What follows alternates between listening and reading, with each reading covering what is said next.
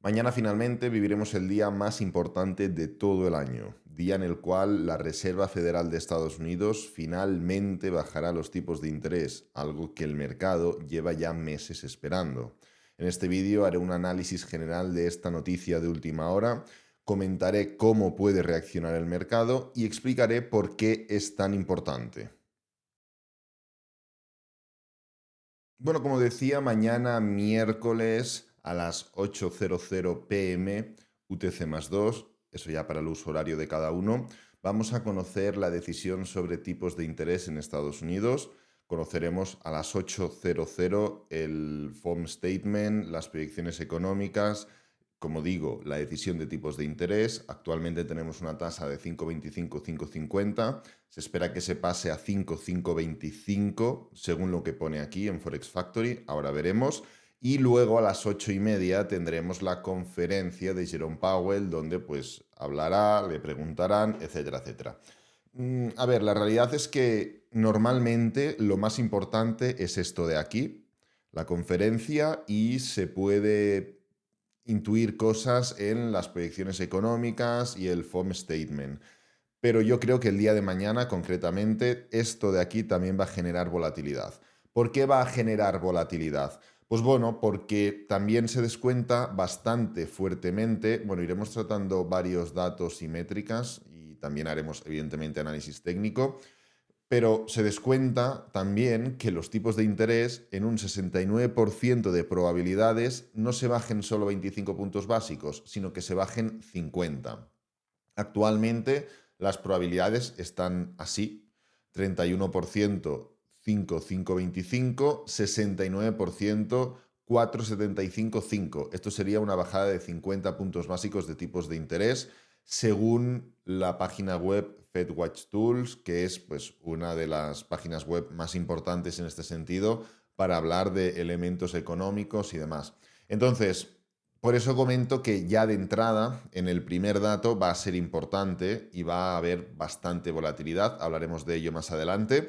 Y siempre, o como siempre, se mantendrá la volatilidad en cuanto a proyecciones económicas, statement y la conferencia de prensa, porque la economía no la mueven solo los tipos de interés. Hay más elementos y estoy 100% seguro, como prácticamente siempre, que desde la Fed hablarán de qué van a hacer también con otros elementos, como por ejemplo los activos que contiene la Reserva Federal o que va acumulando o que va vendiendo y bueno, en otras palabras, el quantitative easing, ¿no?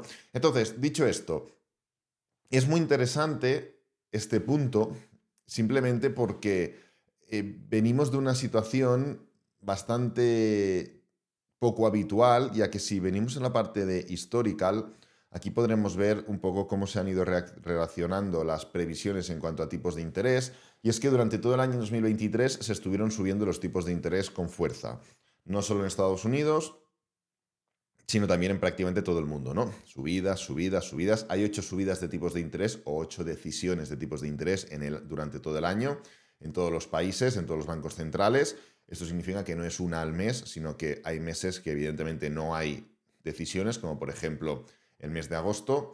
Eso no significa que no haya noticias, pero bueno, dicho esto, es muy interesante porque lo que podemos ver para finales del año pasado, yo creo que sobre diciembre, bueno, diciembre ya 100%, pero yo creo que sobre octubre, noviembre, ya los tipos de interés estaban en el punto actual, 5,25, 5,50.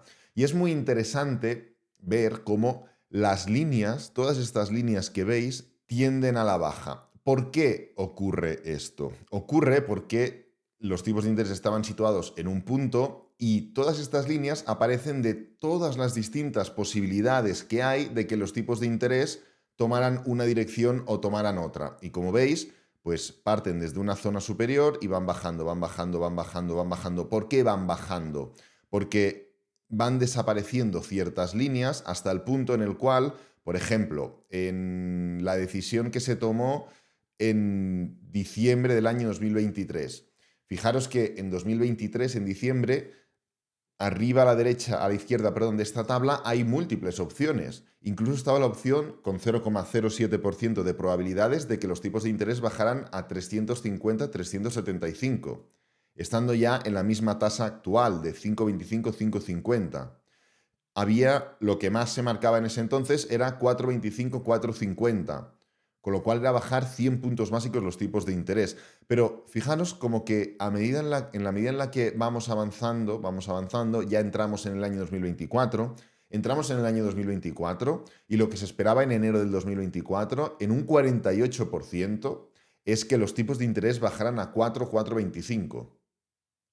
Con lo cual, una bajada gigantesca de tipos de interés. Y si seguimos avanzando, por ejemplo, vamos a ponernos en febrero del año 2024 también, los tipos de interés ya se espera como mayor probabilidad 4,50 a 4,75. Y si seguimos avanzando, nos damos cuenta de que los tipos de interés lo que más se esperaba son 4,75, 5. Es decir, ¿cuál es el esquema que hemos estado viviendo con tipos de interés? Tipos de interés muy elevados, finales del 2023, principios del 2024, se esperaban reducciones constantes. Cada vez que nos adentrábamos más al año 2024, la reducción disminuía hasta que llegó un punto en el año 2024 en el que siempre, constantemente, se esperaba que se mantuvieran igual. 5,25, 5,50 o como mucho 5, 5,25. Esto durante desde abril del año 2024 hasta julio es lo que se esperaba, es lo que se esperaba, es lo que se esperaba. Y ahora mismo lo que se espera, como comentamos, es 4,75, 5, una bajada de 50 puntos básicos. Esto hoy, a martes, igual que ayer, igual que a finales de la semana pasada. Ahora bien, hace 10 días se esperaba 5, 5,25. ¿Por qué? Porque en función de los datos, en función de las noticias, en función del sentimiento del mercado, esto va variando. Ya que el punto en el que nos encontramos ahora mismo es un punto en el cual, si venimos aquí tenemos simplemente 3 líneas.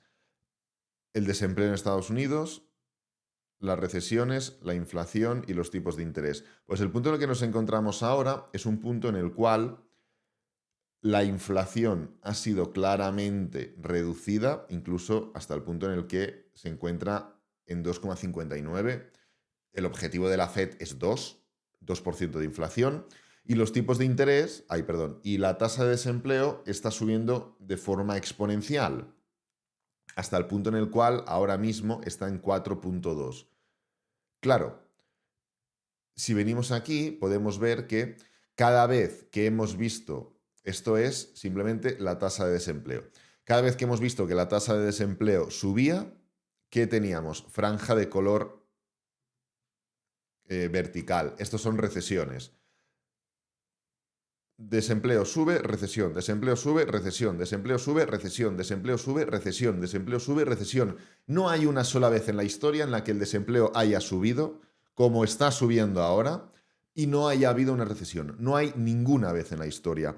La peculiaridad de la situación actual es que estamos formando, o el movimiento del desempleo se ha vuelto parabólico hasta el punto en el cual se puede comparar en momentos de la historia, como por ejemplo en el año 2008, donde igual de parabólico que ahora, el SP500 ya estaba en plena recesión y cayendo con fuerza. O por ejemplo en el año 2000. O por ejemplo en el año 1990. Aquí no cayó con tanta fuerza el SP500, pero también la tasa de desempleo se volvió parabólica, entró recesión y cayó el SP500. Es decir, la situación actual es poco habitual, más allá de por todas las idas y venidas que estamos viviendo en los tipos de interés, porque el punto tan elevado de desempleo en el cual nos encontramos ahora, en otras épocas de mercado, no solo hubiera implicado que el SP500 estuviera cayendo ya, sino que estaríamos ya en recesión. Pero el tema aquí, ¿cuál es? El tema es desempleo sube, recesión. ¿Cuál es el tema con la inflación? Quitamos el SP500, aquí tenemos la inflación. ¿Qué es lo que podemos ver con la inflación? Inflación elevada, recesión. Inflación elevada, recesión. Inflación elevada, recesión. Inflación elevada, recesión. Y así constantemente. La inflación es menos tangible y un poquito más abstracta por diferentes matices propios de la inflación que no vamos a tratar ahora. Y esto genera que, vale, ¿qué significa subir? Evidentemente, cada vez que la inflación ha estado elevada, hemos tenido una recesión. Pero es que, por ejemplo, en el año 1966, la inflación aquí ya estaba elevada y no hubo recesión.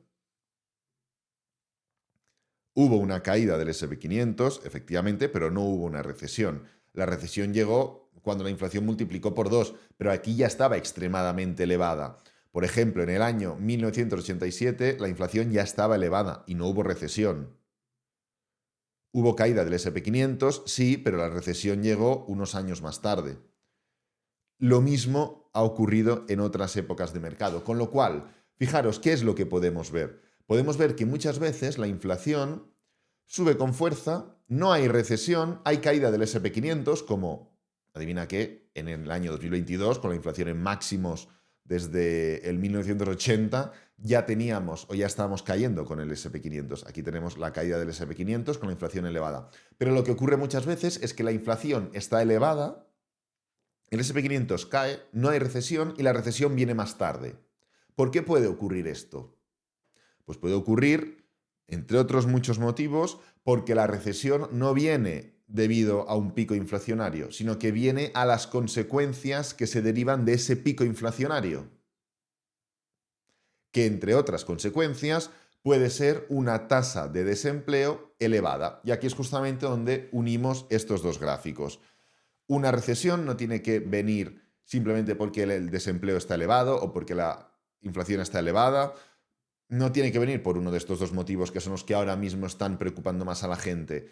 Estos motivos pueden ser los causantes de que, independientemente de que en un futuro el elemento esté controlado, que el elemento se haya descontrolado anteriormente puede tener una repercusión en un futuro en forma de otra cosa. Por ejemplo, ¿qué es lo que vivimos en el año 2020?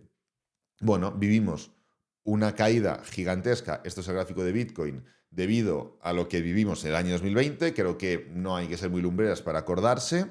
¿Y qué es lo que ocurrió? Tipos de interés a cero en prácticamente todo el mundo y, por ejemplo, la Reserva Federal de Estados Unidos a imprimir billete, billete, billete, billete, billete. Esto de aquí fue una recesión rápida y parecía que se había salvado. ¿Qué ocurrió luego? Que nos comimos las consecuencias de esto de aquí, de las medidas que se tomaron. Es decir, se tomaron unas medidas que no afectaron al momento, afectaron pues un año y medio más tarde y que aún estamos viendo afectaciones por eso. Es decir, 4 años más tarde, vamos a por el quinto año, porque ya vamos a entrar en 2025 y esto ocurrió en 2020. 5 años más tarde estamos viendo las consecuencias de lo que ocurrió aquí. ¿Con esto qué quiero decir? Con esto quiero decir que podemos vivir una recesión tanto por la inflación como por los tipos de interés, como por, perdón, el desempleo elevado. Y la Reserva Federal de Estados Unidos ha tenido que mantener los tipos de interés, que es esta línea de color morado, elevados tanto tiempo porque tenía miedo de que la inflación se le pudiera descontrolar y porque hasta hace no demasiado tenía el desempleo controlado. Hasta hace no mucho teníamos esta situación. Tipos de interés en 5,25, 5,50, ya lo sabemos. Inflación la teníamos al 3,27 y el desempleo lo teníamos a 3,5. Y el desempleo estaba plano. ¿Qué es lo que decía la Reserva Federal de Estados Unidos? La Reserva Federal de Estados Unidos, vamos a venirnos por aquí, en enero de este año 2024 decía, oye, fijaros, aquí podemos ver que desde julio del 23 están los tipos de interés como están. Pues imaginaros, en enero de este año 2024 y en febrero decía, oye, yo mantengo los tipos de interés así porque me preocupa que la inflación meta un rebote y el desempleo lo tengo controlado, la situación económica es sana, es fuerte. Id a mi Telegram y miráis los comunicados que he ido subiendo o las ruedas de prensa. Buscad en Google. Hay mil formas de ver y de leer qué es lo que decía Jerome Powell en enero, febrero, marzo, abril de este año.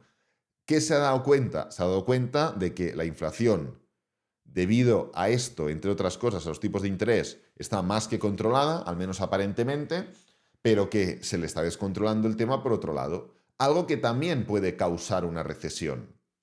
Fijaros, vamos a hacer una cosa y vamos a mirar cuándo hemos tenido recesión sin que la inflación esté extremadamente elevada. Por ejemplo, aquí vemos cómo lo normal es que coincida la recesión con una inflación elevada. No es simplemente por la inflación la recesión, es por más cosas. Y que no haya recesión no significa que el mercado no caiga, cuidado, ¿eh? Pero bueno, vamos a resumirlo al máximo. Aquí tuvimos 1960, recesión y la inflación estaba baja. ¿Qué ocurrió con, por ejemplo, los tipos de interés en ese momento? Estaban en máximos, por eso la inflación estaba cayendo. ¿Y dónde tenemos el desempleo en este momento? Disparándose y volviéndose parabólico. Aquí lo tenemos. Vamos a buscar otro momento en el cual hayamos tenido una recesión, aquí por ejemplo, y una inflación cayendo. Perfecto, en el año 1980. Tipos de interés venían de máximos, máximos, máximos, tasa de 22. Esto ya son situaciones históricas y en ecosistemas y entornos totalmente distintos, pero bueno, da igual el número, en máximos y tasa de desempleo volviéndose parabólica. Otro momento en el cual hayamos vivido una recesión con una inflación reducida, aquí. ¡Pam! Tasa de desempleo parabólica. Es decir, ha habido muchos momentos en la historia donde, uniendo los tres gráficos, hemos tenido tipos de interés altos, inflación descontrolada pero yéndose para abajo y al tiempo o durante esa caída de la inflación, ahora estamos cayendo, puede seguir cayendo la inflación y se espera que siga cayendo. Pero al tiempo lo que hemos vivido es inflación cayendo, recesión, debido a que la tasa de desempleo se vuelve parabólica. Y por eso es tan importante el dato de mañana. Por eso es tan trascendental. No solo porque el mercado lleva desde el año pasado y desde todo este año esperando, lo hemos visto aquí, que se bajen los tipos de interés. No solo por la inflación, sino por la tasa de desempleo y las consecuencias que en un futuro podemos vivir debido a todo esto. Es decir, lo habitual, y vamos a ponerlo encima de la mesa, voy a poner así, tipos de interés. Lo que vimos en Bitcoin, ya lo sabéis, en el año 2019 es que cuando los tipos de interés empezaron a reducirse, coincidió con que además Bitcoin formó un máximo, el máximo local previo a esta corrección grande y a la subida, pero coincidió también no solo con esto, no solo con un máximo de Bitcoin, coincidió con un cambio de paradigma respecto a lo que estaba ocurriendo en el mercado de criptomonedas. Porque en el momento en el cual se empezaron a cambiar los tipos de interés y se empezaron a bajar, mejor dicho, voy a poner esto de color blanco, ¿qué ocurrió con la dominancia de Bitcoin? Que pegó el último tirón alcista y a partir de aquí, máximos decrecientes y para casa. ¿Qué ocurrió con Ethereum Bitcoin? Que en el momento en el cual se bajaron los tipos de interés, metió el último tirón bajista y a partir de aquí mínimos crecientes y para casa. Es decir, justamente la reducción en tipos de interés, el ser permisivo con la situación económica de global, por así decirlo, permitió ese swap, permitió que Bitcoin dejara de ser la criptomoneda más comprada, pese a que seguramente seguiría siendo la criptomoneda más comprada, pero la dominancia de Bitcoin tuvo que caer, se empezó a repartir el pastel en Bitcoin y pasamos de una dominancia de 71% en Bitcoin a una dominancia de 40% en Bitcoin. Es decir, perdió un 30% de dominancia. ¿Por qué? Pues porque la gente dejó de comprar Bitcoin y empezó a comprar Ethereum, empezó a comprar Cardano, empezó a comprar Polkadot, empezó a comprar Solana, empezó a comprar Matic, empezó a comprar BNB y la dominancia de Bitcoin perdió fuelle. ¿El mercado siguió subiendo? Sí, pero entramos en esa dinámica en la cual hasta la fecha Bitcoin subía, la dominancia subía, Bitcoin caía, la dominancia subía, como está ocurriendo ahora. Pero llegamos a una fecha en la cual Bitcoin caía, la dominancia caía. Bitcoin subía, la dominancia caía. Es decir, hasta aquí, igual que hasta aquí, en las caídas la gente ha aprovechado para acumular Bitcoin y en las subidas la gente ha aprovechado para seguir comprando Bitcoin. Pero a partir de entonces, cuando el mercado de criptomonedas caía, la gente no compraba Bitcoin para protegerse, compraba Solana para ganar pasta. Porque cuando compras Bitcoin, de alguna forma te intentas proteger dentro del ecosistema cripto. Pero cuando compras Solana, lo que estás intentando es ganar pasta. Cuando digo Solana, pero pongo Solana como ejemplo de todo el resto de capitalización de mercado de altcoins. Hablo de las 10 primeras, hablo de las 50 primeras y hablo de las meme coins de turno que salen luego. Esto cuando Bitcoin caía, pero cuando el mercado y Bitcoin subía, la gente también compraba esas altcoins. Dejaba de comprar tanto Bitcoin. También compraba Bitcoin, sí, pero lo que más compraban eran esas altcoins. Por eso, Ethereum Bitcoin, que es la línea de color azul, estuvo subiendo durante todo el mercado alcista. Incluso